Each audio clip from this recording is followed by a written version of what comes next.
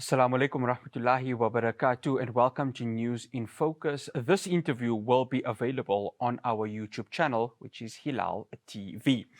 Yesterday, pro-Palestinian activists gathered at the port of Durban late last night to monitor movements of an Indian cargo ship named MV Ultamarine. Now, this was a ship that was suspected of carrying military cargo bound for Israel. Now, the BDS movement said it had credible information that this very same ship is carrying military supplies from India to Israel. It is reportedly carrying 15 containers, I beg your pardon, of dangerous cargo for Israel's ongoing genocide against the Palestinians in Gaza. Joining me now to have this conversation, I would like to welcome Nasiha Soomar, who is a part of the South African Palestine Forum. Nasiha, shukran so much for joining us. Assalamu alaikum. It is South African Palestine Movement, I beg your pardon, and she serves as the executive director. Assalamu alaikum to you, Nasiha, and shukran so much for making time for us. Wa alaikum assalam. Thank you for having me on. We really appreciate the support. No, it's an absolute pleasure. I mean, okay. So yesterday afternoon, I got a message from a friend to say, listen, there's a potential ship that is going to be docking in at the Durban port. It's coming from India, traveling to Israel. It's carrying suspected military equipment. From a South African Palestine movement, how did you get a hold of this information? And of course, what was the action from then onwards? So the South African Palestine Movement has strong ties and links with SABDS coalition. And we received the tip-off directly from them once they had received it for Durban comrades to mobilize and do our best efforts to stop the ship and stop it from docking, or if it does dock, to insist that it not be refueled, or if it was true, that they be arrested and the goods be seized. Okay, so Nasiha, let's start off with this. There's a whole lot of role players that are getting involved. Of course, there's the city of Durban. There's, of course, Transnet that handles the ports. Were there conversations prior to the ship potentially docking within the Durban harbour? So yesterday was the first time that we had actually heard wind of it. We did our best efforts to contact Transnet, to contact Port Security, to contact the harbour master, to alert them. There is a tip-off line to alert them that we have been given a credible and anonymous tip-off that the MV Ultamarine is carrying 15 containers full of dangerous goods. And we are alerting them. So what we did was, at that moment, we decided to go to the harbour and to do our best to get into the harbour. Unfortunately, we did not manage to get into the harbour as it was all closed off to the public, but we did manage to get quite close. And then a second group of activists went to the local police station to file a complaint and lay a charge.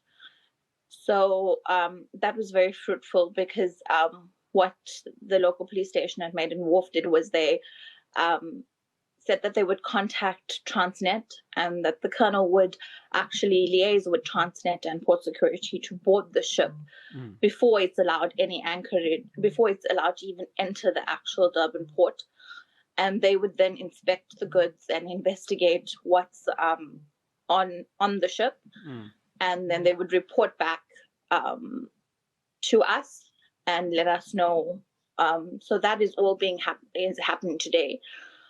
We did get wind earlier that when we contacted the police, South African Police Services, that they were going to board the ship, or they had boarded the ship, and they were busy investigating what was on board, and that they would get back to us regarding that. Yeah, I wanted to ask you, Nasiha, what is the charge that some of your colleagues, or the complaint, I beg your pardon, that some of your colleagues were looking at to lay against this shipping company or the vessel itself?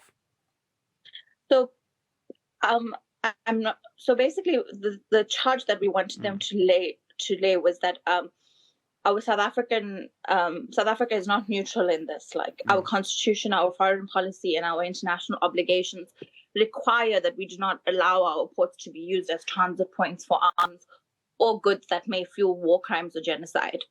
So that's according to the arms treaty and the documents that South African government has signed with the Hague Group, that they would not allow their waters or ports to be used to fund a genocide or to fuel a genocide, rather. Nasiha, is there a sense of disappointment with maybe government, maybe with the eThekwini Metro? Of course, the eThekwini Metro is an ANC-led run metro, and of course, I know that our national government is a government of national unity, but its foreign policy stance still remains its solidarity with Palestine. I want to ask that disappointment, is there a sense that not much more was done, that it needed a group of activists? And I'm not saying that your work doesn't go unnoticed. Of course, it definitely does go noticed, but more assistance from a higher level of government to try and do further investigations into these allegations of what the ship was. So, that's quite a difficult question to answer because we expect our government and our authorities to do their level best to ensure that whatever enters the harbour is correctly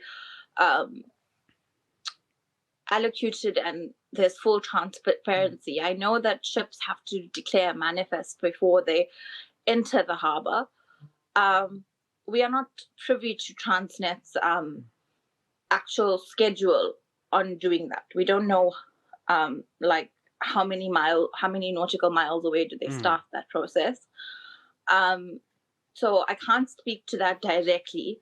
But what I can say, if it does come out that the government knew about this and they were in full disclosure about this, and if it is actually heading to Israel, because we don't know at this moment in time truly if it's heading to Israel. But if it is, we will hold them accountable. We will demand full transparency. If the port authorities are doing their job, they should have no problem allowing public scrutiny and investigation, because it's not political interference. It's really civil responsibility. And we live in a participatory democracy. Whatever government we have, the Constitution enshrines our participation. So as civilians, we have full right to ask these questions, to demand accountability, to ask them to declare any sort of thing. And if South Africa knew about this, and if the government and Transnet knew about this, then of course they should be well reminded by the people of South Africa that they took Israel and they took the mighty stance to take Israel to the ICJ. But it cannot be only actions on papers and in front of courts. It needs to be physical action, and they need to ratify and honor the international law treaties that they have signed and ratified themselves. So it's not just on paper, it's credible action, and it's not silence and complicity in the face of genocide. Nasiha, as we speak right now, your organization, PDS, other Palestinian organizations within Durban or maybe even across the country, do you perhaps know the status of the ship at this moment? You were telling me that it's still somewhere off the coast of Durban, if I stand to be corrected. Yes, it's at anchor. The engine has been switched off, so they're at full stop in Mshloti, which is about, I would say about 20 to 30 k's from the port. That's a beautiful holiday destination. If you do see a ship, it could be that very same ship there, the Ultamarine. Nasiha, one final question. I think the power of civic society, the power of groups like yourself, I mean, it was in full display. I mean, I saw images of many pro-Palestinian activists that were at the border demanding answers. And it's in winter. Durban is not as warm as it used to be, say, 4 or 5 years ago. So it's still quite cold. But I mean, that's the power of these groups, aren't they? That, you know, if no one else is going to hold account, to have that accountability mechanism to it, you know, groups like this are going to do it and really ask the questions that government and SOEs like Transnet need to answer. Yeah, you know, we emphasize and we hold the civic responsibility that South Africa has a duty to ensure that the ports are not used to facilitate the transport of arms, potentially that contribute to international crimes. And speaking on behalf of my organization, and I'm sure of many of my other partners, that we will continue to pursue accountability through all legal and diplomatic channels. And we always call on all the relevant authorities to act in accordance with South African and international law. And actually, we've now decided, since this ship block the boat Durban has happened, on Friday for the Global Day of Action, we're going to be protesting outside MSC House, which is on the point side of the harbour, to say to MSC House, you need to end the complicity in the genocide. You know, it's time for action. It's time for real action. While Gaza is being starved, suffocated, and erased, we as the people hold the power to change the tide. You know, the tide changed with South Africa and the economic boycott of the apartheid regime, and the tide will change with Palestine. The tide is changing. We've seen global companies pull out of Israel, and we expect more to follow with continued and sustained pressure and boycott, that they will pull out of Israel, and Israel will collapse economically and financially. Nasiha, absolute pleasure having you on. Shukran so much for joining us. Assalamu alaikum wa rahmatullahi wa barakatuh. Walaikum salam. That's Nasiha Soomar, South African Palestine Movement Executive Director. That's all we have for you here on this YouTube edition of News in Focus. Do subscribe to our YouTube channel for more content like this. Assalamu alaikum wa rahmatullahi wa barakatuh.